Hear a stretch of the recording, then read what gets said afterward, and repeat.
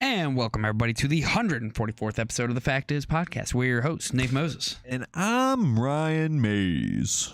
And I'm Stu Mowbray. So let's go over everything that we're going to discuss tonight, just to give you all kind of a key heads up of what we're going to be discussing. So Israel deepens their push into the Gaza City. Western officials broach with Kyiv issue of possible peace talks with Moscow. And then, of course, we're going to talk a little bit about 2024 with Trump set the romp to Biden. So it looks like Trump is leading some polls, but we will discuss that in a little bit. So without further ado, gentlemen, how has your week been and how are we today? Week's been good. After that complete serenade I just gave you guys. Oh, absolutely. I feel much better about the day too. I love it. Stu, how's everything been going for you, my friend? It's been a good week so far. It was election day yesterday. Yep. And I like going out there and, expressing my right to vote. And I think it's a beautiful thing. That's Well, very true, Stu. I'm glad you brought that up because I actually took my daughter with me yesterday to vote. So did you? Yeah. That's good. It's the Get second year them in a row. starting young. You know what? It was her idea to go this time too. I just said, "Hey, I'm going to vote," and she was like, "Can I go?" And I was like, "Absolutely." That's awesome. That's incredible. See, I love that because it's good to get children acquainted with how the process works and what to expect when you're going there. And it was kind of funny. So when I went to vote yesterday, one of the first things I got was, would you like a Republican, sample ballot or the whatever? sample ballot. As soon as they said something, I just put my hand up, said nope. Like, don't give me that crap, man. I'm actually going to vote for somebody I, understand and know about them and not just your party. Nice. So Nate wrote his own name in. Absolutely, absolutely. I trust myself. No, but it was really cool though because she sat there with me through the whole thing, the whole voting process, and then I even let her feed the vote card into the machine. Awesome. I love that. So she cast my ballot for me. Technically, That's awesome. Kind of cool. Well, real quick, let's just run over a little bit of what happened in yesterday's election. So just looking at what we have here. So it looks like the state Senate and the House of Delegates is now Democrat majority controlled, and the governor is Republican, of course, with that being Glenn Youngkin. So looking at the state Senate, you have 21 Democrats to 19 Republicans. And it looks like with the House of Delegates, you have 51 Democrats to the 48 Republicans as well. So I don't... Dang, so there's just... authorized the construction of a casino in Richmond. Actually got no. So that was not authorized because I did hear that they were trying to put one in. Why not? 39,768 people said no out of the 64,533 that voted. And let's see, other races, nothing too big there. So yeah, that was the biggest highlights from Virginia specifically yesterday. They had a bunch of different districts and a bunch of different names out there. If you all would like, there is a New York Times that is really good, showing live results as to who the winners are. So please check that out. It did look like some of the candidates that we've had on our podcast were successful in their bids. And then others, unfortunately, were not. So good to know that we've got our thumbs on the pulse here a little bit. Yep. So, interesting results there. For your own local areas, I suggest that you do a little bit of research, see who won. But that was just for our local area here in Virginia, or our area here in Virginia overall. So, I just wanted to touch up on that real quick. Hopefully everybody that's able to vote goes out and vote. Hopefully you exercise your rights. It's very important. And an informed vote is very important. I talk to some people and, you'd be like, it's election day. And they're like, oh, it is? And it's like, yeah. Are you going to go vote? They're just kind of like, I don't vote. They'll say, well, what are we voting for? I don't even know. They don't even know what they're voting for. So, and I know a lot of people are in that boat. And that's, we talk about this week after week that, not just voting, but an informed vote. Know who your candidate is, know what they're about. So yeah, when you go out and vote, try to be informed of what they stand behind. Yep. And try to keep up on the issues because it is important, and I think it does have a role in the way this country is today. Very well Absolutely. said. I So, agree. Real quick before we get started, just want to tell everybody to do a couple things for us. So please make sure you all are following, liking, sharing, subscribing to all of our social medias that we have out there right now, including Facebook, Instagram, YouTube, TikTok, Rumble, and Royal Rumble. and Twitch. Please make sure you all are following us. Like I said, following, sharing, subscribing on all of those, because what it does is it helps us get out there and it helps us be able to spread our influence and be able to hopefully bring people together, because here at this podcast we like to bring people together because we believe we all have more to agree on than what we disagree on, and we believe in the call for unity. So we are trying very hard to bring people together and all this. But Keep with going that like being that, said, Dave. You're gonna start sounding like Trump before you know it. we're trying very hardly. hardly, I know, gosh, that was Okay. horrible way of saying that. So actually, Stu, if you can distract everybody for 1 second, I can't get into this Wall Street Journal article. Yeah. In other news, Boom, I'm good to go. I don't know if it's tonight or tomorrow, but it might be tonight, a Republican debate, the third one. Oh wow, I didn't. And Really? it typically is on Wednesdays, actually, so it might be tonight. I think it is tonight. Yeah, Is that- the primary Who's debates. still in the Republican side of things? Like I thought it was just Trump Nikki and Haley, then whoever's. Vivek,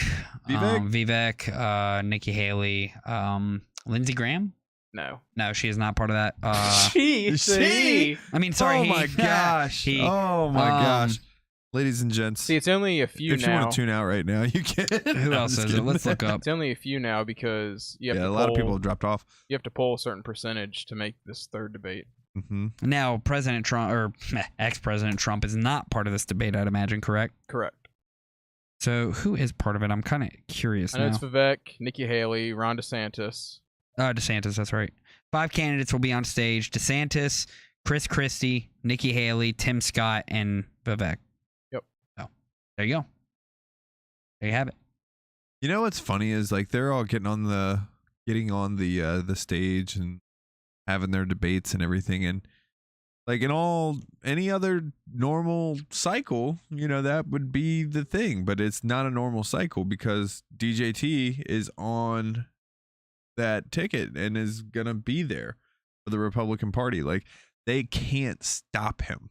What are they debating for right now? Right. Second place? Yeah, basically. Because right now he's Trump is leading the smashing polls. right now. But we have more to talk about there. So let's actually jump straight into our articles, and we'll get to that one on the last article. Dun dun dun. So Israel deepens their push into Gaza City. So let's talk about Israel first. So Israel pushed further into Gaza City, sending troops into urban Hamas stronghold that is still packed with civilians after one of the most intense bombing barrages of the month-long war, which, by the way, for anybody who doesn't know, the casualties are up 10,000 within this past month. Israeli military spokesman Rear Admiral Daniel Hagari said the Israel forces are continuing to deepen the pressure into the depths of Gaza City. He didn't say during a briefing Monday where Israeli soldiers are operating, and Israeli officials have been careful not to disclose locations of their ground forces in Gaza. Hagari said the engineering corps is focusing on destroying Hamas tunnels wherever they find exit points, some of which he said are near civilian structures such as hospitals and schools. He said the Israeli military continues to focus on killing Hamas commanders in the field. The elimination of Hamas's ground command has a significant impact on Hamas's ability to mount counterstrikes. Israeli forces were making a push southward along the coast toward the densely populated Al-Shatai camp, which was hit hard Sunday night by Israeli airstrikes. Horowitz, the Israel based head of intelligence for consulting firm Lebeck, Horowitz said the troops seemed to be working methodically to clear out Hamas tunnels on the perimeter of the city and before moving deeper. Horowitz said he saw no evidence to place Israeli soldiers in the heart of Gaza City at the moment. Israel's ground operation around Gaza were accompanied by continuing strikes, with the military saying Monday that its fighter jets had struck around 450 targets over the previous 24 hours. The targeted sites included Hamas military compounds, observation posts, and firing positions for anti-tank missiles, the military said. Navy warships positioned in the Mediterranean Sea had also bombarded Hamas facilities. The latest push coincided with a third communications blackout in the enclave, with phone and internet services cut off from the Israeli side on Sunday and only gradually restored on Monday. Israeli officials didn't respond to a request for comment about the communications blackout. So there's a nice little map there that just kind of shows where Israeli forces had been advancing, where some of the militants, Hamas militants, ambushed Israeli forces. Hamas used mortars to attack Israeli troops entering Gaza City from the northwest and south. The group, deemed a terrorist organization by the U.S., said it on Telegram channel. It later posted on the same channel that it had bombed a dismounted infantry force, the Al-Makwazi area in Gaza City, with dozens of mortar shells. The senior security official said that once the military had taken out Hamas's commanders, the group's ranks and file would pose less of a threat and could be defeated as the conflict evolves from a heavy combat phase to one of lower intensity. Two Gaza residents and doctors said airstrikes also hit close to Al Shifa Hospital, which I know we also talked about, Gaza's largest hospital, where in addition to patients, thousands of civilians have been sheltering, and a crowded refugee camp in the north in the enclave. Israeli military commanders have said in recent days that Hamas has put command facilities, ammunition stockpiles, and firing positions near and underneath hospitals where Hamas had denied. So some unfortunate pictures there of just children running, what it looks like to be, and then, the military carrying out some bombardments.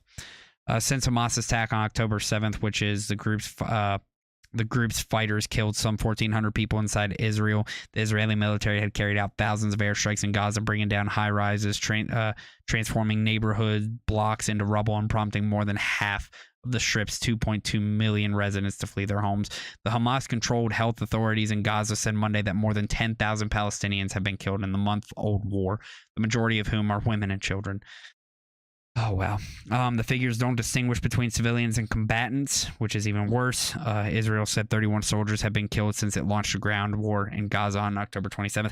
I just kind of want to throw that out there real quick. So 10,000, right? 10,000 Palestinians have been killed in this month-long war, and they can't even differentiate between whether it's women and children, civilians versus combatants.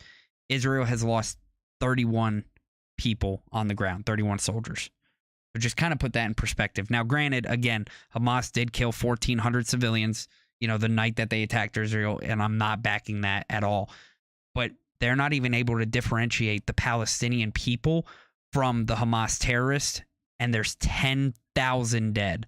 And I would be willing to bet, and especially since this article has said it as well, the majority of whom are women and children. So just want to put that out there. But you also have to be careful, because that did also say the Hamas controlled medical thing. Right, because So they're putting their... They could be inflating that stat. Right. I'm not saying they are. But we don't know for sure. We don't know for sure. Right, because So they are. There has to be that caveat. And that's the thing that Hamas is doing, is they're taking these outposts and they're putting them right next to where civilians are. Oh, they're doing it on purpose. Yes, so They're doing it to make this as a muddy of a threat or a fight as possible. Absolutely. And they also don't allow the press in that area. So it's hard to say. So it's like, oh, we have to take Hamas's word for it. Yep. So I only have a little bit more here left. Let's just kind of talk about this real quick. So Netanyahu has resisted pressure from the U.S. to pause Israeli strikes to facilitate humanitarian aid deliveries unless an estimated 241 hostages taken by Hamas fighters from Israel are released. Netanyahu has also dismissed calls for a border ceasefire from the United Nations and increasingly alarmed Arab countries, including Jordan and Egypt, which made peace with it decades ago. And more just absolutely devastating pictures of people dead in the streets, people having to flee because, again, things are just getting absolutely destroyed over there. So I think that's the majority of the article that we kind of wanted to touch up on. I will touch up on this as well. The Israeli security official said that the Israeli military had already destroyed large portions of the two Hamas brigades that are defending Gaza City. Hamas's armed wing has an estimated 30 to 40,000 fighters divided into 6 brigades, the official said, declining to provide the casualty estimates. On Monday, an Israeli government spokesman said one of its airstrikes had killed Wael Asafa, a Hamas commander who was personally responsible for ordering the October 7th attacks. We'll finish up with this as well. And Israeli troops have drawn closer to Gaza City. Hamas fighters have used the tunnel system to ambush them. Ghassan Abu Sittah, a surgeon working in the Al-Shifa hospital in Gaza City on Monday, that bombing was especially intense in the vicinity of the hospital. Israeli officials have said that Hamas uses the hospital as one of its main command centers for carrying out militant operations. The bombing was so close it was shaking the building all night. Abu Sittah said the hospital had received a large number of dead from the Al-Shati refugee camp in northern Gaza, which he also was also struck in the Israeli bombardment. It was horrendous. And then Hecht said Shatai was a terrorist stronghold, but declined to comment on the reported mass casualties that were resulting from the Israeli strikes. So we are getting a lot of comments, especially on TikTok here. So you have people saying that Netanyahu, of course, is not is a murderer. You have some pretty strong comments here. Free Palestine, Israel isn't allowing the UN to investigate, no pause until Hamas is done. So we're getting kind of both sides, right? Like where people want Hamas to be finished, and completely understandable that we would want a terrorist organization to, kind of be put to an end. And I understand that. But at the same time, we have to find ways to be able to differentiate civilians from terrorists. You got to be able to put terrorist organization down without also putting down a yeah, because I mean, in the end, is it worth it? Yeah, so it's kind of difficult. It's tough. I mean, it's a tough situation because again, when a terrorist organization is using civilians basically as blockades, they're using them as human shields. Yeah, that's what it comes down to. Quite literally, yeah, just using them as human shields, and it's absolutely horrible. So, Stu, any thoughts on this? Yeah. Like that person said on TikTok, they're not letting the UN in either. So they don't let the UN in, and they're not letting press in. So yeah, there is kind of like this gray area of what's true, what's true information coming out of there and what's not. So I'll just reiterate basically what we've talked about the past couple weeks. Right. Is when we go through these articles and we talk about Israel, what Hamas did to Israel was a terrorist attack, and it was a terrible thing, and innocent civilians died. But then we saw the return of Israel. They just basically looks like they're trying to level Gaza and just take this thing and amp it up to 100 and killing everything, in their wake with women and children. And I think I can speak for all of us here that what Hamas did was terrible, and Hamas is a terrorist group, and we support Israel defending itself and going after Hamas and taking care of Hamas, but we do not support the killing of innocent Palestinian women, children, men, everyone that has died. Yeah. We are not in support of that. Yeah, and I actually, so there's an interesting comment here on TikTok that says they've been killing journalists so that the truth doesn't get out. Now, of course, I can't back any of that up, but 50 plus journalists killed so far, so I decided to fact check that. Well, I actually looked, and I see from a website here, or an article from reporterswithoutborders.org, rsf.org. It says Israel and Palestine war, 41 journalists have been killed within this first month of the Israel and Palestine war. Wow. So I actually didn't realize that. And with that many journalists killed, it does kind of make you wonder, number one, how safe is it for, obviously it's not safe at all for journalists to get involved in this, but also number two, like what's actually being reported on the ground that's not coming out of CNN, Fox News, whatever, because it's hard to trust these mainstream media organizations right now. So what's actually happening on the ground, we can't find out. That's pretty intense, actually. 41 journalists have been killed. That's the article I'm getting. Month. Yeah. Wow. Yeah, is the deadliest for Israel Hamas this is from Time Magazine, which again, another kind of like mainstream source, but it says Israel-Hamas war is deadliest for journalists in 30 years. At least 35 journalists have died so far. So, yeah, somewhere between that like 40 to 50 journalists range dying just from reporting what's happening on the ground. So, wow, that's wild to believe. So that also does kind of raise some questions. Okay, why are you guys killing journalists? Yeah, Journalists right. are trying to get your story out just as much as they're trying to get the Israeli story out. So like, why are you killing journalists? Unless it's not what you're saying it is. Right. And you're trying to hide that secret. Have the flow of information go through your controlled sources. So, interestingly enough, where does the truth lie?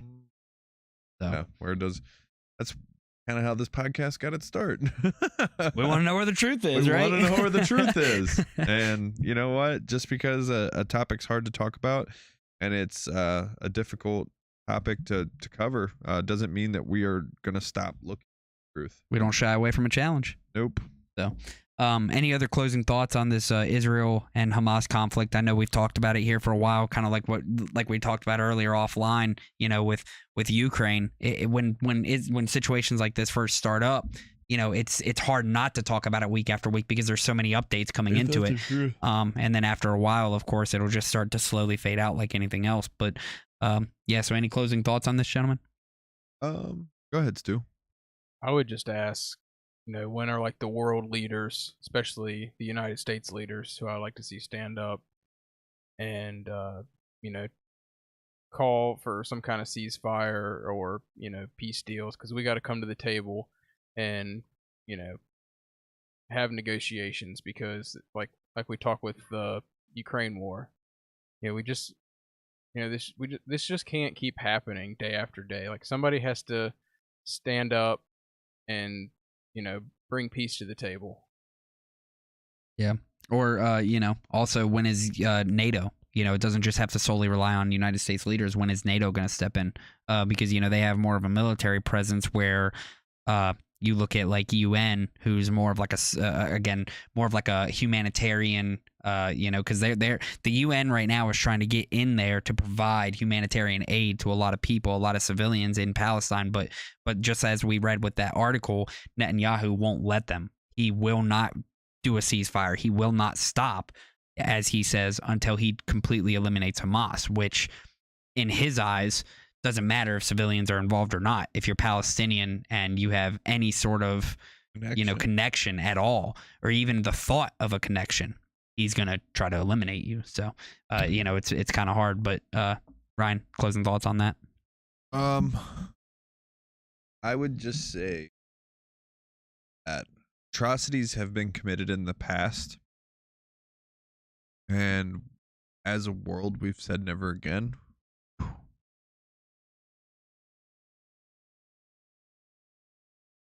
Be careful. Be careful in how you do things. Yeah. Because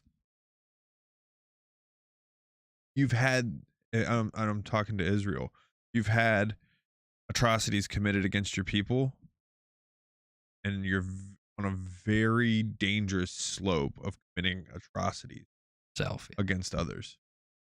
So just, there's a fine line. Very careful. I really like that take, honestly. Too. Yeah. I think the USA has a lot at play too, because we fund them billions of dollars. So it does take leadership here to stand up and, call for peace or something, because we just can't keep funding a war and funding the killing of innocent civilians. And like Ryan said, when will we learn from history? Yeah. No, I mean, I agree. Unfortunately, though, just looking back at the past couple years, with a lot of this that's been coming out, you can go over to China, where the Uyghur population has been getting, essentially slaughtered. You can go to Uganda.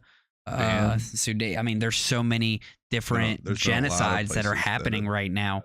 A lot of bad stuff. And we haven't it hasn't been talked about, right? And we are here to talk about it, and we're here to put it at the forefront of everybody's minds, right? Because we unfortunately, when you look at history and where the money lies, a lot of this comes out of U.S. pockets.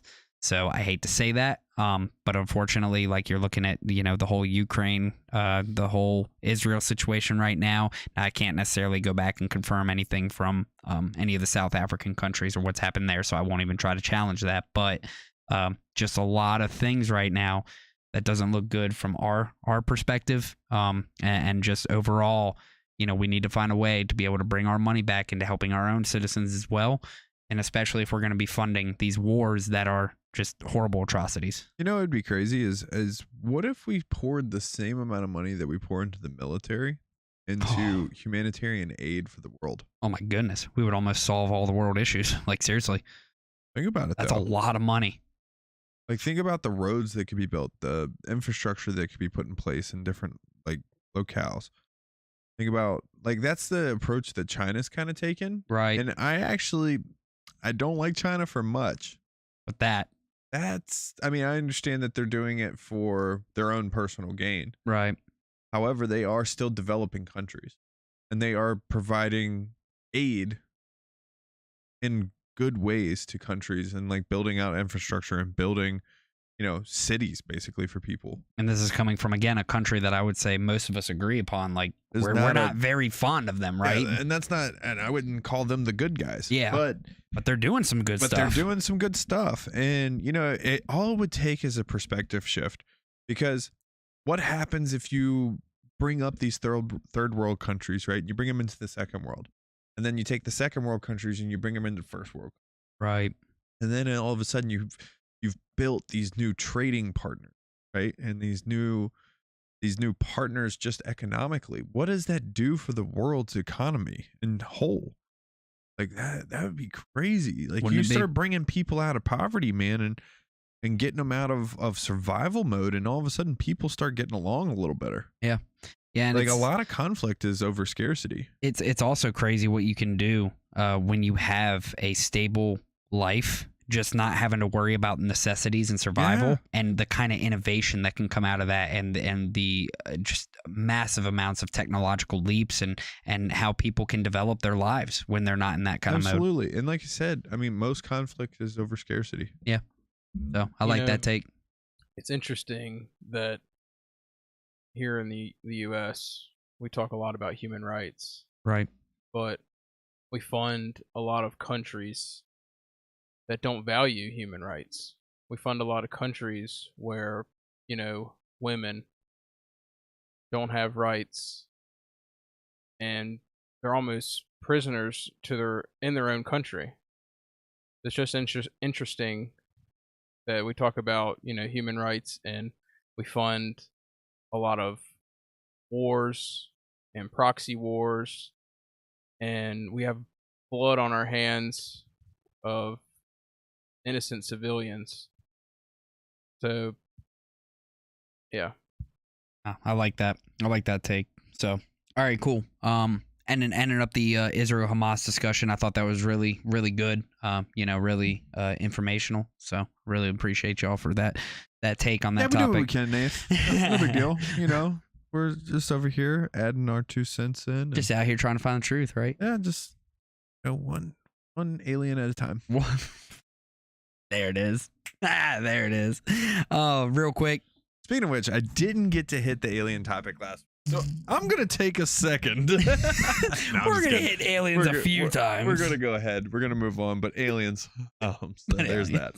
I had to lighten the mood, honestly, because that is such a grim topic. It's horrible to I even talk about. apologize for, I'm not trying to make light of a serious topic, but I am trying to lighten the mood of our podcast after something so deep. Yeah, no, I get so that deep. Because it's tough, man. It really is, and we talk about it week after week, and we just want to see things get better. But it's hard when we have the leaders that we do. So, everybody, hey, actually, TikTok. Has anybody seen any aliens? If you have a decent alien video, send it in. Send it to us. Oh my goodness, we have an email. Y'all can find our email. Yeah, if you've got an alien video, or if you Oh have my- alien content, send it to us. I would be the I would love to actually have some alien content on the podcast. You have no idea, dude. We would be the first ones to release that, and I don't care what FBI watch list I get on. I would, for lack of a better term, I would be pooping rainbows. Real quick, just want to tell everybody, make sure you're another little plug here. Make sure you're liking, following, Ooh. sharing, subscribing on all of our social media platforms. wait. What's the fifth did- one? Comment. Commenting. Like, comment, share, follow, subscribe. You've got to comment because ma- we love your discourse. Our powers combined make the fist of knowledge. Like that. Make sure you're following us on all of our socials, though. Facebook, Especially- Instagram, YouTube, TikTok. And the Royal Rumble. And of course, make sure you're following us on Twitch as well. Those are all the And platforms that we stream and we post haven't made to. it happen yet, but We're gonna get there, I think. I think we're eventually going to be X-Men. We're gonna absolutely have to because X has been taking a pretty good turn here recently. So, Think so? yeah, Has it been doing one of these? upslope. Is it doing like that? We can go with that. More like Or is it like this? this. Oh, it's coming in from the side. It's gone from a T to an X. So it went like this and it just kind of fell to the side. Exactly. Extended its lines. And grew claws made of adamantium. I love it. Oh man, but yeah, so just make sure you all are following us on all that. It'll help us out tremendously, and of course, we're just trying to get our message out there. So appreciate everybody for what you do there. All right, what's next on the docket, sir? Let's talk. Let's jump back actually to something that we talked about a while back and haven't talked about it for a while. So let's talk about another Kyiv. war. yeah, essentially. So Western officials broached with Kyiv issue of possible peace talks with Moscow. Oh, That's hey, kind of a good thing. that's kind of nice. So we'll see what happens. U.S. and European officials have spoken to Ukrainian government about what possible peace negotiations with Russia might entail to end the war. An unidentified senior U.S. official and one former U.S. official was saying. So the war in Ukraine, now in its 21st month, has killed or wounded hundreds of thousands and destroyed swaths of the country. It has also triggered the deepest crisis in Moscow's relations with the West since the 1962 Cuban Missile Crisis. NBC said the conversations had included very broad outlines of what Ukraine might need to give up to reach a deal with Russia. Reuters was not able to identify or independently verify the conversations reported by the U.S. television network. Asked on Saturday about the NBC report, Ukraine's President Volodymyr Zelensky reaffirmed his stance that this was not the time to negotiate with Russia. He also denied that any Western leaders were pressuring him to do so. Everyone knows my attitude, which coincides with the attitude of Ukrainian society. Today, no one is putting pressure on me to negotiate, not one of the leaders of the EU or the United States. He told a joint news conference with the head of European Commissions, for us now to sit down with Russia and talk and give it something, this will not happen. Ukraine has repeatedly said it aims to retake all the territory it takes by Russia, including Crimea, which was annexed in 2014, and that it will not rest until every Russian soldier has been driven from its lands. NBC quoted the U.S. officials as saying the conversations with Ukraine came amid concerns in the United States and Europe that the war has reached a stalemate and worries about the West's ability to continue providing aid to Kyiv. Russia currently controls 17.5% of Ukraine's internationally recognized territory. Moscow says it had launched what it calls a special military operation in Ukraine in response to what it sees as a hostile and aggressive West, it says, to using Kyiv to undermine Russia. Kyiv is its Western ally, and its Western allies says this is nonsense and that Moscow's actions are imperial-style land grab. The Kremlin says it will achieve all of its aims in Ukraine. So, oh, awesome! It sounds like nothing is going to come out of that. Absolutely. So first off, let's recap. This war has been going on for 21 months. Nuts! First of all, when I Yeah. saw that, I was like, "What?" It's already almost been 2 years. So number one, it's been going on for almost 2 years. Number two, I will say I have to give props to Ukraine because when Russia first did this, we thought it was going to fall like immediately. And here we are Yeah. 2 years, and Ukrainian people are still defending their lands. Well, Russia even claimed it was going to take like 17 hours. Exactly. They thought they were going to just sweep through the country, but didn't happen. And then on top of all this, they want to discuss peace talks, but Russia's saying, hey, the only way we're going to have peace talks is if you let us claim back the land that we want. And then Ukraine's saying, hey, no. The only way we want peace is if you get the hell out of our country. Yeah, and give us back that 17.5% of Ukraine that is nationally recognized by us, or internationally recognized to be our land. And that's the only way we'll come to peace talks is if you get out of our land. So Sounds like they're stuck between a rock and a hard place right now. what the hell kind of peace talks are these? I mean, I don't think there ever was peace talks. I think that's just wishful thinking. And this is just kind of like, hey, read our article. I mean, I'll be honest with you, this is nothing. But it's okay because Putin had a heart attack. He's dead. There's talks about that, and makes no sense. But I don't know. Put my hat on. Yeah, let's put the hat on, right? Because the aliens actually abducted him. There it is. Because there have been reports actually from even mainstream media that apparently Putin had a heart attack, and that he potentially has not recovered from it. I didn't see a heart attack. I saw cardiac arrest. Or cardiac arrest. I apologize. I wonder So if he was. I say this without getting us banned. vaccinated. Vaccinated. Maybe. I wonder if he was vaccinated. Oh yeah, that's right. Boris Johnson. Goodness gracious. So good old Boris. talking about how he wanted to stop these peace talks because he, I mean, obviously the EU. Boris isn't even in UK anymore, is he? He was because He's not the dude anymore, though. So the previous prime minister lady was only there for Like 6 7 days. weeks. No, it was only like 6 very days? short. Man, it might have been like 6 weeks. I I want apologize. to say it was like 6 or 7 weeks. You might be right, but she basically had to resign, and I think they reinstated Boris Johnson for the time being.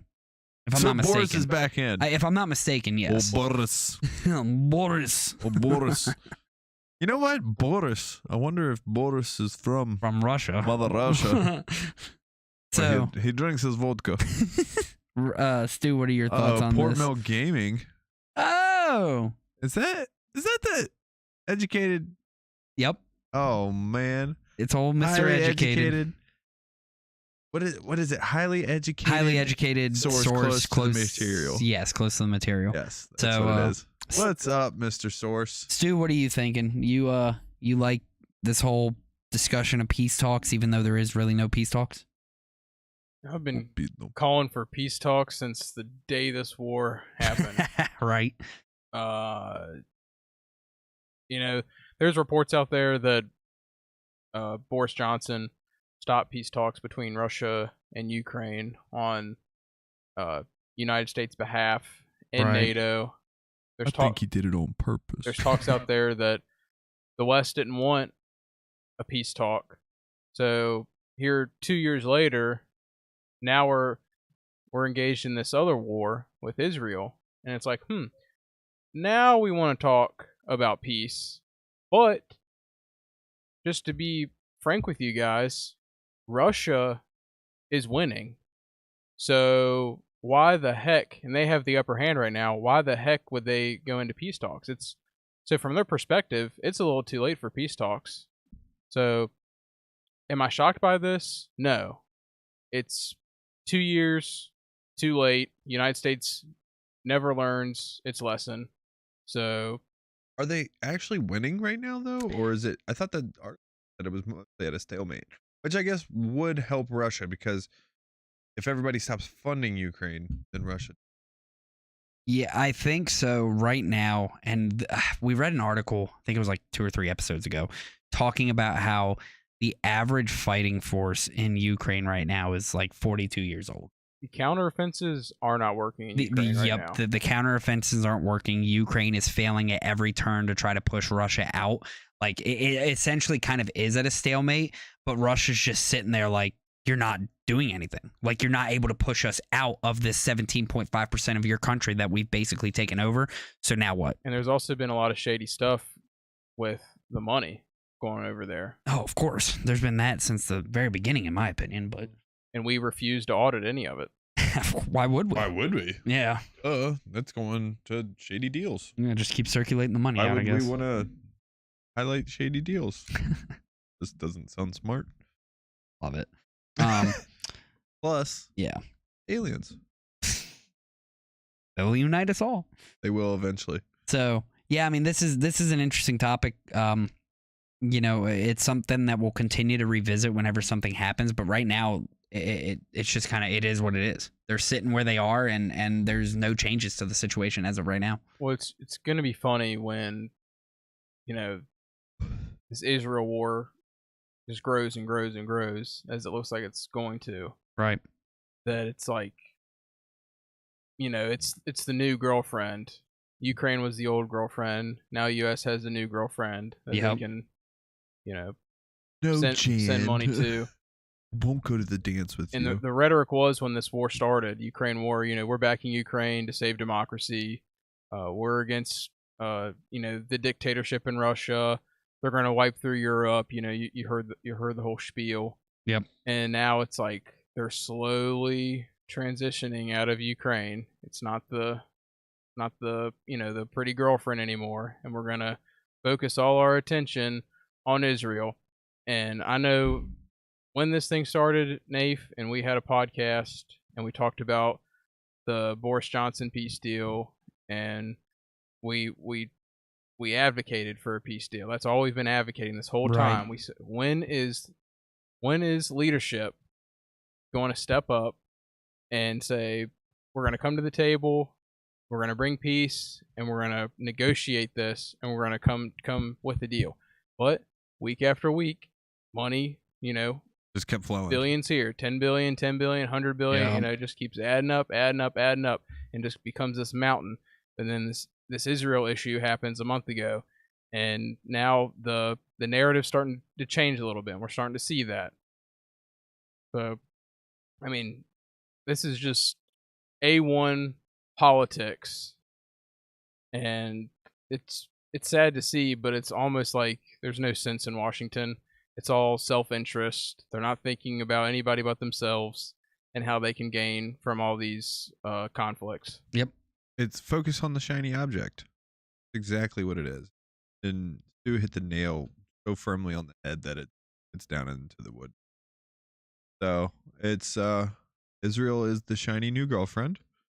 And Israel, I think, also offers the best chance for us to really get pulled into a conflict. Because I agree with that. I think that the hatred over in the Middle East runs so deep that they don't care about treaty.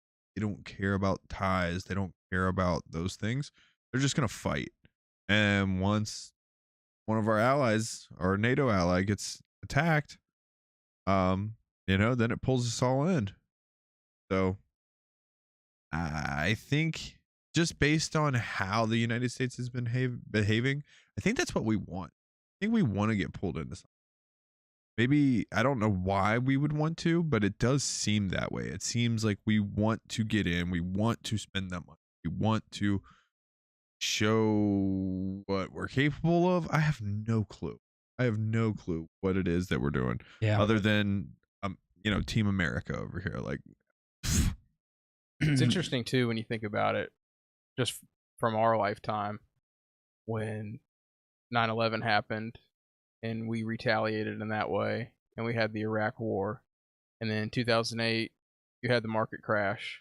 Well, let me back up. You had the market crash in the late 90s, 2000, and then we go into this war. 2008 market crashes, a recession, and we go into the Afghanistan war. Yep. And fast forward 2019, 2020, we go through the whole COVID pandemic. The economy tanks, inflation's at, you know, all-time highs, and now we got 2 wars going on. So it's just like history repeating itself. Yep. And unfortunately, the U.S. gets dragged in with our money. So, yeah, I mean, it's I would just, That's say the most we important part. get At dragged the in with our taxpayers' money expense. and guns. yeah, our Everybody firearms wants are our guns. yeah, And I use guns very loosely. I mean, like weapon technology. airplanes, weapons, Yeah. missiles, that stuff. Everybody wants our guns. I feel like we are Tony Stark from the original Iron Man. Like we're going over there. We just detonated this crazy missile onto the mountains, right? And like, you get a free champagne with the first $100 million. That's actually That's a great analogy. Yeah, that is a great way of putting that. Like we probably literally just went over there, said, "Here's our arsenal.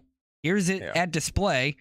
Buy it." But we don't have remorse. Champagne. We don't have remorse like Tony Stark did. No, not at all. Well, and Tony created didn't an Iron have any Man. remorse either until At he first, got until he got blown captured and then blown up, Yeah. and then he was like, "You know what? I'm gonna save the world." up. Dude, the smoke that just came out of Nafe's ears when I was making that analogy, he was like, That's an awesome analogy. Because That's probably what Iron Man's based off of. yeah, it probably is.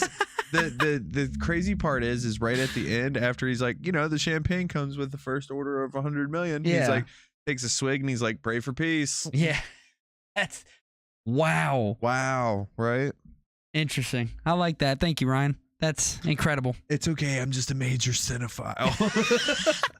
always find a way to Always. bring back to the movies. Always. Movies are aliens, bro. It's how it's how my brain works. That's how we operate, right? Well, we sell the guns, we sell the bombs, we sell the bullets. I mean, And then we sell the peace ideas. Because then we end up going into their country saying, "Hey, we'll come be bringing peace." We're gonna blow everything up and then we're gonna rebuild it. And then we're going to also take all your resources while we're doing that. Oh yeah, but don't look at that because we're rebuilding your cities better than they ever were. We're doing great things. Interesting. Hmm. So yeah, what Mr. Close to the matter over here says hola, brother. So hola, appreciate you being in here, sir. ¿Cómo estás? Yeah. Hopefully you're doing well. Et You tu, know. Brute? Okay, so that's about the extent of my other languages that I know. And I know enough German to get me slapped, but I'm not going to say that on here. So all right, that was a great discussion about Ukraine, Russia situation going on out there. Love that. So stop funding war. Let's stop funding war. Can't Pray agree for more. peace. Pray for peace. So let's move forward. Let's talk about something that's a little bit more national based and a little bit more close to home. I was going to say is more upbeat, and then I saw Trump. I mean, he definitely creates chaos in the country, and I guess depending on what side of the poll you're on. I mean, yeah, some people love him. Some people are like, this is the best topic of the night, right? This is where it's at. I was waiting for you to get to the good stuff. Exactly. Like, wait, what? So, New York Times poll: Trump set to romp Biden. If the What does election that were, even mean? I'm- Set I'm- to romp? I'm Like, what are you assuming, gonna do? like, Go wrestle? yeah, I'm assuming Who's got means the jelly? obviously win, right? So if the election were held today, former President Donald Trump would easily beat President Joe Biden with over 300 electoral votes, according to the Whoa. new swing state poll. The poll will increase anxiety among Democrats about the 2024 election and undermines the idea that Biden is the most electable Democrat against Trump. And so it starts. It begins. Now they're going to try to get Newsom. They're going to try to get Newsom. I bet And that's where they're so going. it begins. We called this, boys. Newsom or Sanders? No, it's not going to be Sanders. Not going to be. But that's right. The establishment hates him too. Yep. Yeah, I forgot they hate him.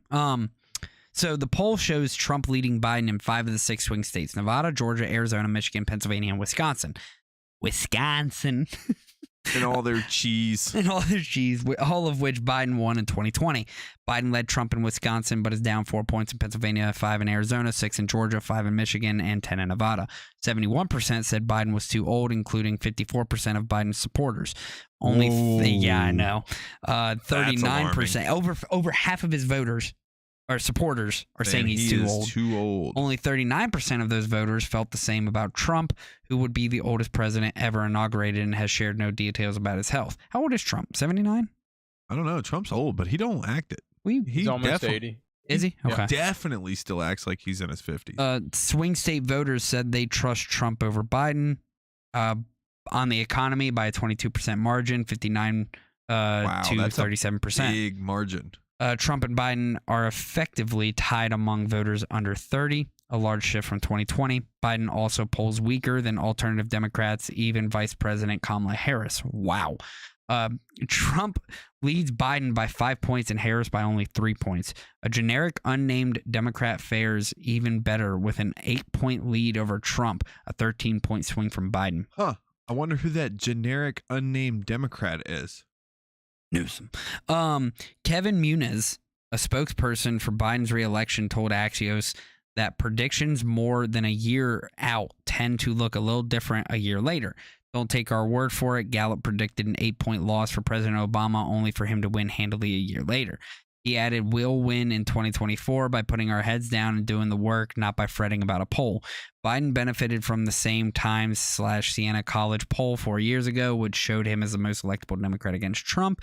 Biden's campaign seized on the poll and others like it to argue, and he deserved the nomination because he had the best chance of beating Trump. The same poll 4 years later shows the opposite. So, Yeah, but how many people were polled? What's the response rate? Is it 1,000 people? yeah, it Is doesn't. 5,000. It doesn't people? necessarily say. Well, Dude. let's see. Actually, hold on. I think I can click on that. 1 year from election, Trump trails Biden but leads Warren. No, don't do that. Crap! It won't let me see it. It's a New York Times article, and Oh, it's Oh, well, yeah. Axios. no. When you click on the, yeah, there it is. Stewart's on it. What does it say here? 3%. New York Times. Hold on. Here, click that arrow to your right. Yeah, put that down. There we go. Is this talking about this year's, or is this talking about the? Yeah, here we go. Okay, go back up real quick. I'm just trying to see the There's pool any they pulled from. numbers? Trump is Is this- ahead in 5 of the 6 swing states. So go down Unrounded. below, right there. Margins are calculated using unrounded figures. So right there, it's showing that. Oh my yeah. God! Shut up, poll. 3,662 registered voters. Wait, Dude, is that? So That based is on the such a yeah. small number of people. No, I don't even. See, yeah, I don't that's even put any stock into that. so that's where articles like this, it's so tough because 3,600 people. That's not even the size of a small town. yeah, that's not even like it's not even like an 18th or a 32nd of our entire population. So No, there's 364 million. So you think about Yeah. that. That's less than 1%. jeez, come on, man. So yeah, I mean, this is kind of a misleading. Because 3,662 times 100, right, is 362,000.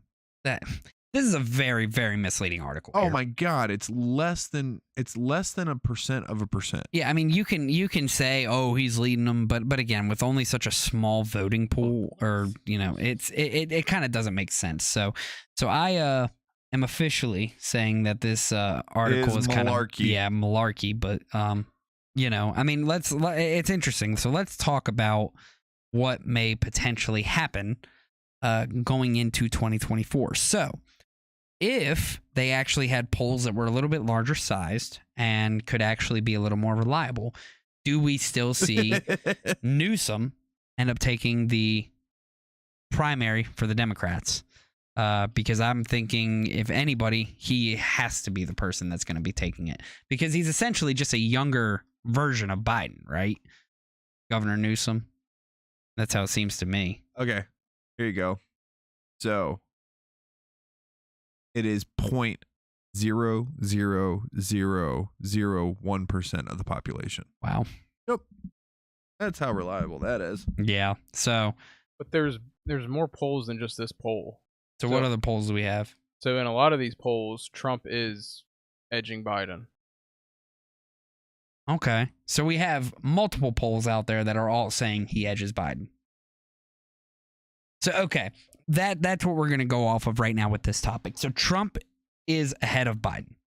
It seems. It seems. If the Democratic Party does not foresee Biden being able to actually debate and go up against Trump, who are they going to bring in? Newsom. Absolutely going to be Governor Newsom from California. Why did he have a meeting with China? Why did he have a debate with DeSantis?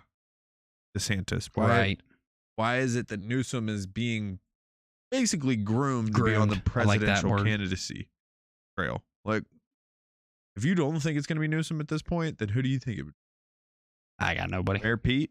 Yeah, I mean, I don't got think it's nobody. gonna be Mayor Pete. I think it's definitely going to end up being Newsom. It's either, and you know who's going to be his vice? Who's that? Michelle. Ooh. Could be that guy that just announced his run for president from Minnesota, but I can't think of his name right now. But he is a Democrat from Minnesota, and he just announced that he's running for president. Or I'm looking that up now, Stu. But look at all these polls. Is it Representative Dean Phillips Yeah, that's him. officially joined the race for the White House on Friday? Oh yeah. wow. Wow. Okay. So I mean, there are a lot. So that's what I of mean. Like, polls. there was more than just that New York Times poll. A lot of polls are showing Trump leading. It's going to be Biden. taking it. Yeah. And even if it is like a small amount of people per poll, it gives you like an idea, I guess, for the most part. So there's a little bit there. Yeah. I mean, so again, It's crazy to me how somebody can have the entire interior of the country and then somebody else just has the coast and they win. Crazy. population. I know. I understand it. Like, it's just crazy to me to think that that's how this works. right. I just looking at what's going to And be Ronnie happening. D better be careful what he's doing down there in Florida, bro. Florida is not that far off from being a swing state. Like, Yeah, no joke. if he wants his party to continue doing what they do, better be careful, dude. But he's also not a huge. Him and Trump have been beefing, haven't It they? doesn't matter if he wants the Republican vote. Right. True. You know what I mean? Don't stray too far away from your party. Bingo. Newsom is a tier 1 wackadoodle. A wackadoodle, huh? That's what resource close to the matter says. Say that he is not incorrect on that. Look at what happened. Yeah. Look at what has happened to California under Newsom governance. Yeah, I'm not a huge A huge fan of that guy. fan, but I'm not a huge fan of Ronnie D either at this point. I used to Yeah? be a big fan of Ronnie D. yeah, but you're starting to kind of I have trend away from him. absolutely turned on that guy because, like, just he was great during COVID. Like, For a he while. was the pillar of freedom. Like, he was really like that dude. And then I think that got to his head. And things just started And changing. then all of a sudden now he's like trying to rule with an iron fist, and it's like, broski, that's not who you're supposed to be. Not what we do. I know Yeah. that heat is hot down there in Florida. But, like, get it together, brother. Yeah, so just And interesting. stay out of the water because the In- alligators are alligators be biting. real. I held an alligator. Or yeah, it's kind of baby croc. Why? Because it was awesome. Had its mouth taped shut. It was kind of cool. There was a guy. So you went to nature and said, "Hey, nature, let me play with your really dumbed down version of you." Basically, there was a guy who actually owned like 24 crocs and Is his alligators name and Odell. yeah. And he was like, I do Last name this for Crawford? a living, and yeah, it was Has really tigers in his backyard. cool. But Anybody who's from the great town of Elkton knows who I'm talking about. I have not a clue. Oh yeah, look up Odell Crawford. Odell Crawford. Fun one. If you But- want to have some local history. But yeah. So again, just kind of looking at this. If it actually does come down to Trump versus, well, that's the thing now. I don't know if it's going to be Biden. I don't know if they're going to start looking towards pushing him out. Oh, dude, if polls keep coming back like this, then it absolutely will not be Biden. He will no longer be the incumbent. Then you'll get, I mean, he'll be the incumbent, but they're no Right. longer going to say that he is the choice of the party. When And do then you'll you- start getting the debates. When do you see the shift? Do you see it at the beginning of I the would year, say the new year? before April. before April? Better Yeah. happen soon. So anytime between probably the beginning of the new year to March. Yep. Okay. And We'll keep an eye out. I would say that you were going to start having Democratic debates as early as May. Comment on TikTok saying I think Michelle Obama will be the Democratic rep. So could it be that they put Michelle Obama and then maybe Newsom as Slide the Newsom in as the VP? Maybe. Dude. You Or understand vice versa, what somewhere a around Kansas there. City shuffle that would be right at the last second and be Yeah, like, no joke. actually, us as Democrats are now backing Michelle Obama and Gavin Newsom. They would definitely run on the idea of having the first Hope. woman president and then the first black woman president. She's Change. succeeding her husband. Change. It would literally be Barack Obama 2.0 candidacy. interesting. Yeah, I mean, because she has her husband with her. Well, that, and it's also you would see that that's what the slogans and everything would be. You would see the exact same I think the exact same slogans. I think the exact same, like posters and all that stuff. So that's an interesting take too. So I That think is a you could take- see big take. see either one of those. I do believe they're kind of hand in hand. So I like that. Yep. Odell was the meth king. Interesting, Highly amongst educated other source things. close to material. So he must know this gentleman over in Elkton. No, he didn't know him. It's just that Or know about Odell him, I should say. was a living legend. Well, he's no longer alive, but yeah, died in 16. I think they found like 16 bodies in his backyard too when they dug it up. Oh my goodness. Yeah, dude, it was no joke. So And there was a tiger that got loose in the Shenandoah National Park. oh jeez, Dude, it is so wild that that's a true story. that is wild. Because I never even knew that was true. Tiger, dog. I'm talking a tiger. Got loose. So close to the resource does not like the Michelle Obama idea. Not a big fan of that. But unfortunately, No one really is a big fan of that, that unless is- you're like a diehard Democrat. that is the reality of the situation. It will be between Michelle and, I would say, again, Newsom. I don't think it. I really don't think it's going to be Michelle. I think that is, unless things got really, really, really out of hand. I think that's too much of a home run swing. So that you think they're really going to I fire think they're for really Newsom. going to try to push Newsom in. And then, so last thoughts on this topic, and we'll wrap it up. What are your all's thoughts about the potential of RFK Jr. now coming in as an independent, trying to get his name on all 50 polls, really pushing on social media, being that he's a Kennedy? I love it. Do you foresee a third-party presence actually during this presidency run? I hope that RFK Jr. What's the word? Reignites? No. Reinvigorate? No. What is the word? Reanimates. There we go. Reanimates the Bull Moose Party from the late great Teddy Roosevelt. Bring it back. Bring it back. Bull Moose Party. Let's go. Stu, what are your thoughts on again, the independent party potentially actually being somebody or an individual who can actually run against the two political parties? Do you foresee any sort of movement on that, or not really, like sticking towards that like 3% again of the entire country? I'll answer your question, then I want to talk about the article. To RFK and like an independent, history shows that independents poll decent like a year out, and then as it gets closer to the election, people kind of realize, they don't really have a shot, and their percentage, gets smaller and smaller the closer you get to the election. So I would say right now he's probably the strongest he's ever going to be, and then once you get closer to the election, his numbers will start to dwindle. Yeah. So no, I don't. With the political process we have now, I don't see an independent winning, because right now you just have the Democrat and Republican duopoly, and they got a tight grip on our political system right now. Right. But money is the Yeah. hardest part. Money in politics too is a big issue. But Because they can't come up with enough money to be able to actually compete against the parties when it comes to it. So Right. I agree with you, Stu. That's what I'm saying. I'm sorry. I don't mean to interrupt you. And then go Hold on, ahead hold with on. your let go it ahead go. with your thoughts on that article. Sorry, I didn't mean to snap. Yeah. Snapping. So I was just gonna say, it's crazy to me how unpopular Joe Biden is, how unpopular Kamala Harris is, and how popular Donald Trump is. And Trump is just edging out this dude who is taking huge heat right now after his how he handles the Ukraine war and this Israel war, and just all the inflation, and not delivering for the American people. I mean, I don't want to speak for everybody.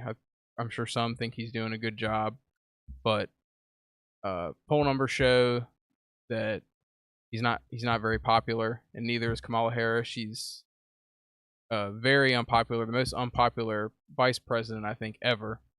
So you sit there and ask yourself, all right, this thing should be cake for the other candidate, but here you have Trump on the other side, who's also very unpopular nationally, and he's just now edging Biden, which Biden, I guess, has had a lead on him up until now. And now he's just edging Biden. So why do we sit here and we're talking about these unpopular candidates? Can't we get somebody in there that the people actually can back? Because I see it on both sides. This is the way I view it. If you had probably, you guys talk about Gavin Newsom, and my predictions would probably be Gavin Newsom because they seem to be pushing him right now in the mainstream, or the Dean Phillips guy from Minnesota because he just entered the race and Right. he's kind of similar to Biden politically. So those would be my predictions, and then maybe like a third prediction, Kamala Harris, just because she's vice president. But if you have any other Democrat running against Trump, I think they bury Trump. If you have any other Republican running against Biden, they bury Biden. But you have these two so unpopular candidates running against each other, it's just like a turtle race almost. So it's frustrating to see, because I wish that, you know, we wouldn't have to do this every election. You know, my vote is against this guy, my vote's against this guy. You know, you choose the less evil. You know, you choose D, you choose R. It just gets frustrating every election. Right. That we go through these unpopular candidates that nobody really wants, and you just ask yourself, what kind of political system do we have that keeps giving us these results? One that follows nobody the money. really wants. One that follows the money. I mean, RFK Jr. just talked about this a while back. I mean, it literally takes them like $50 million just to be able to get his name on all 50 states, just to be an independent. That kind of money is like generational wealth money. I mean, that $50 million is a lot of money. I don't think That is a people lot can of really money. understand. You know, I mean, $1 million alone is enough for a lot of people to be very comfortable off of. You know, and to be able to do a lot of things for them and their family. So to really conceptualize, you know, again, how much $50 million is just to get your name out there. You know, again, $50 million is what it costs for the governor race. So, you know, $50 million towards just being a governor of one state. Imagine what these presidents are putting up. I mean, I'm sure they're up in the hundreds of millions, just, you know, with advertising and things alone. So yeah, I mean, it follow the money, right? I mean, it's just a money driven thing. It's a money driven process. So if you don't have enough money, you're not going to get up there against the D versus R. I think Bloomberg should come back. Really? Yeah, hot take. No, I don't. Not at all. I hated that guy. And not anything that he ever said, but because of his advertising campaign. Oh my Do you remember that? Dude, it was nonstop, You were too. getting served Bloomberg ads like in your sleep. It was constant. It didn't stop. That dude spent $500 million on Just in ads ads, in like dude. 6 weeks, man. And it then was he was like, man, you know, this sucks. I'm going to go ahead and drop out. Yeah.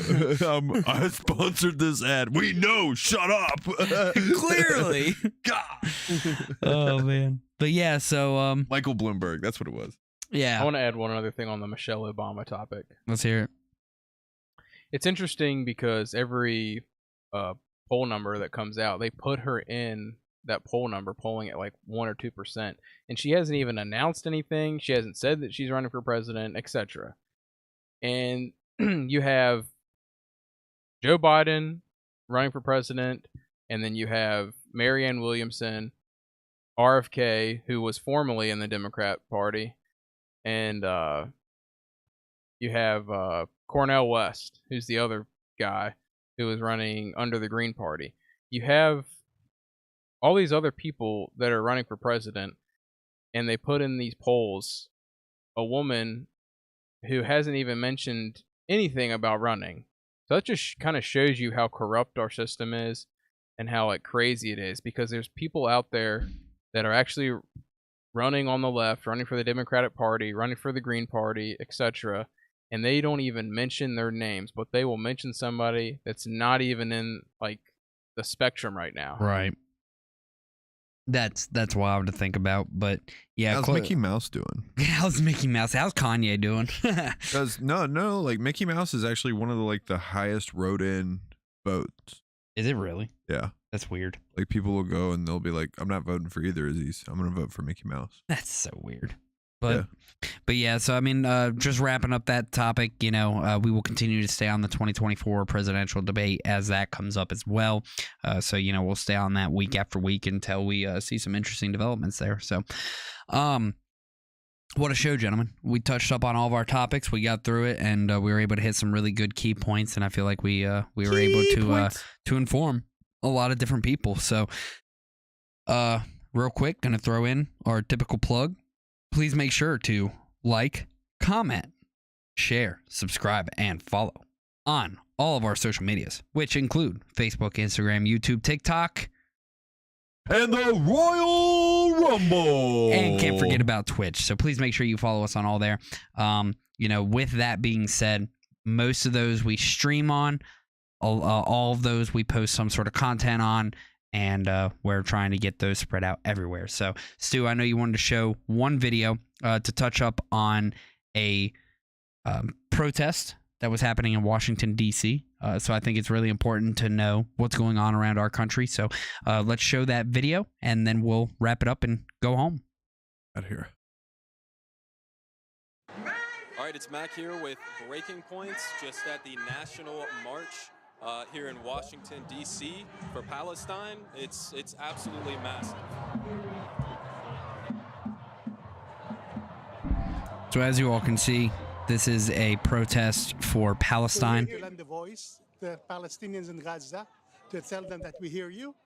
We're here to express your thoughts to the leadership in the White House and in Congress to stop the genocide and stop the killing and come up to a peaceful resolution. I came out here because my family in Gaza can't.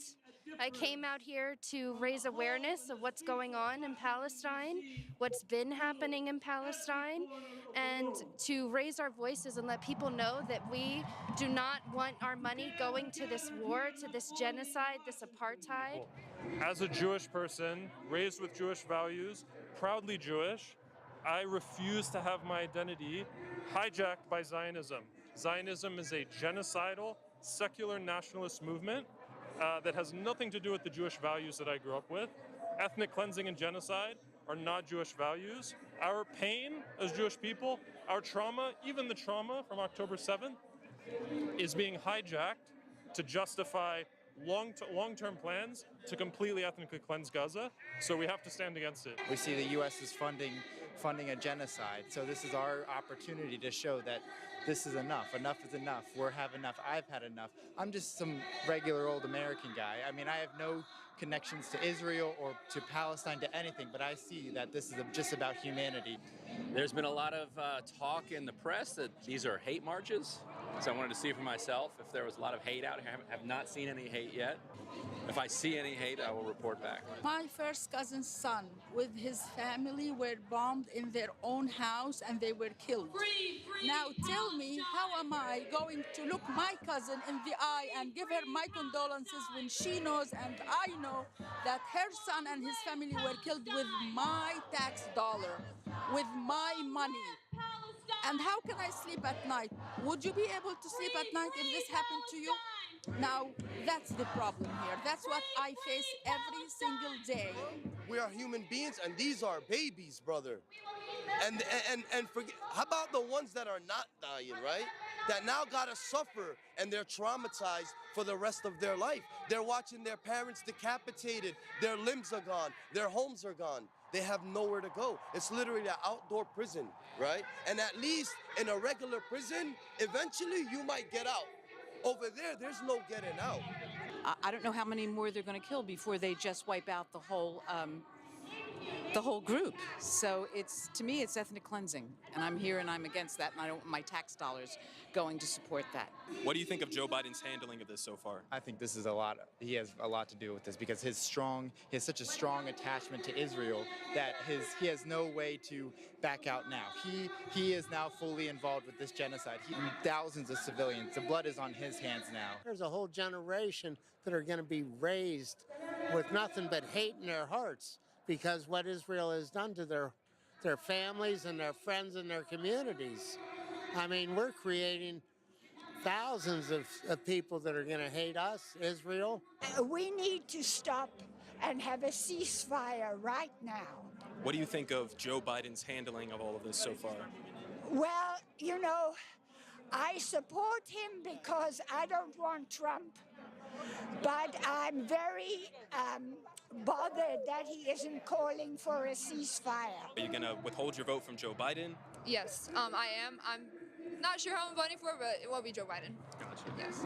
I'm very, very disappointed. I voted for him in the last election because I felt he was the lesser of two evils, and he's just proven that he is the most evil. 100% gonna vote for somebody else. I'm looking for an independent party that supports the liberation of Palestine. Oh, who's Joe Biden?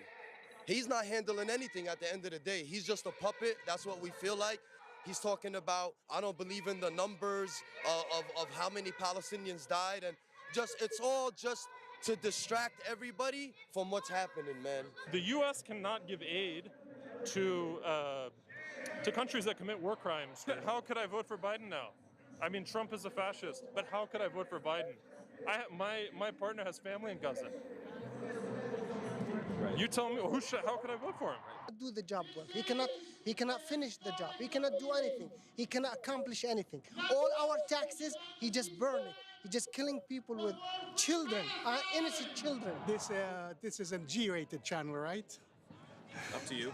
So I think he's being insensitive to the views of the other people, to the Palestinian people. His one-sided view, save Israel, and without serious consideration on the happenings in Gaza. What do you think of other Americans who may be a little bit hesitant to support the Palestinian cause, or they think it's a really complex issue? What would you say to them?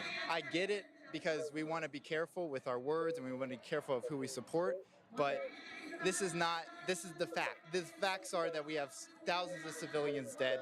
They're being murdered. This is a genocide. I get that we want to be careful, but we've gotten to a point where you can't be careful anymore. Ceasefire now. It's all stop the genocide. It's all the same message. We're all in this together. Just listen to your fellow human, I think.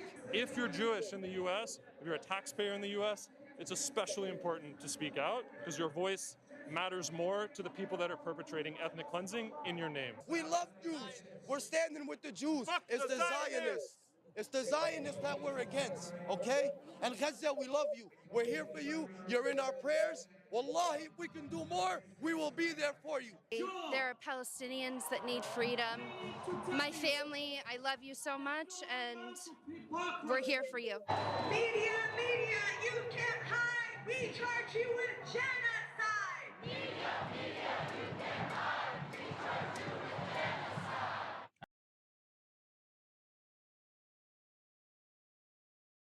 Well, there's that. So, that's your. Well, there's that. That's how I lead off with that one. I mean, yeah. So there's that. Everybody has their different takes on it.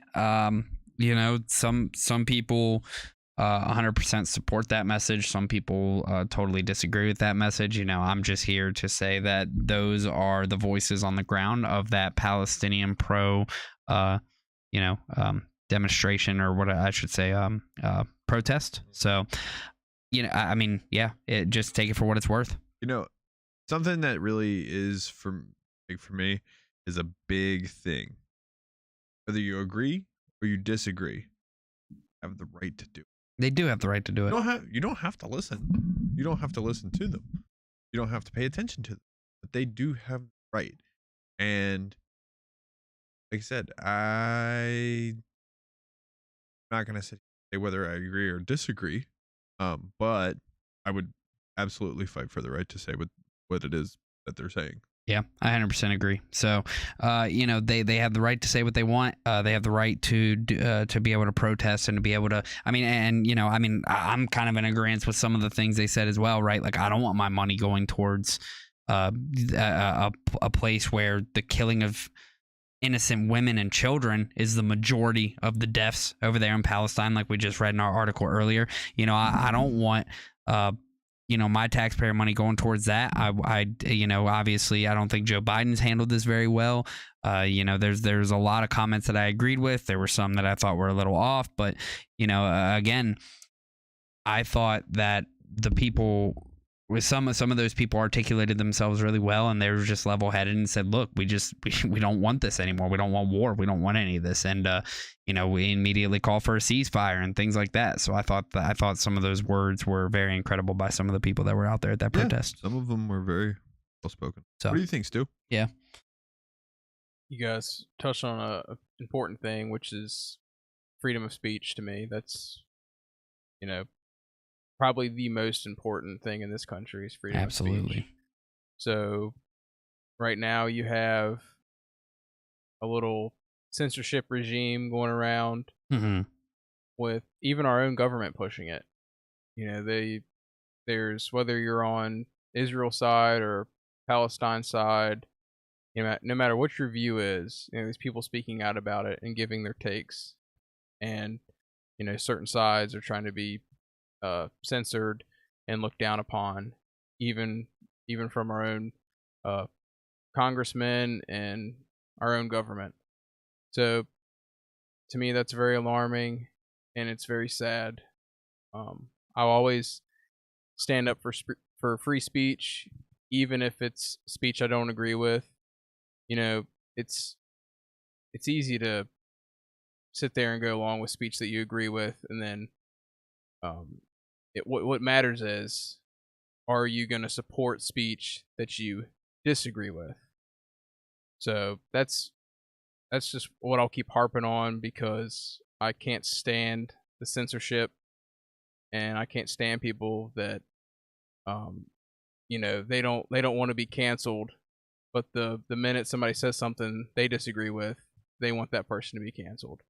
So try to be principled and apply your logic to both sides, and stand up for free speech.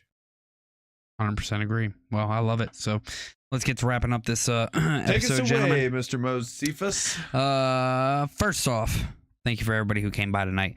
I had a lot of people that were sitting through this whole thing. Not as much engagement, but we had a lot of people that were sitting there just watching the whole time, taking it all in. So I appreciate you all. Continue to engage the best way you can. Again, we want you all to make sure that you're liking, commenting, sharing, subscribing, and following on all of our socials. That will help us drastically by getting our name out there, being able to give us some visibility, and allow us to again, be able to reach people in all sorts of depths of this world. So we ask that you continue to push us out there. With all that being said, please remember, to share this with the people you love, but also make sure that you share those with those that you disagree with, because ultimately we believe that we have more in common than what we don't. Real quick, want to just say thank you to a couple people. Thank you to all military personnel, active duty and retired. Thank you to law enforcement, fire and rescue, doctors, nurses, paramedics, hospital staff, farmers that help feed us here in America, those in American manufacturing, bringing back work right here on American soil, those in social work helping take care of the U.S. citizens, especially those who need the mental health assistance that they need, and of course, last but not least, ethical congressional representatives. Those don't exist. If they exist. With that being said, gentlemen, I would like to wrap it up here. So, closing thoughts. About time. Please go. Love you too. No, I was talking about the wrapping it, but anyway, sorry about that. No, I pretty much echo everything that you guys have already said, especially Stu's comments about the First Amendment. Huge. Yeah, Huge. It's huge, and without that right, then what are we actually? Oh, I would echo everything that Stu said, and most of what Nate said.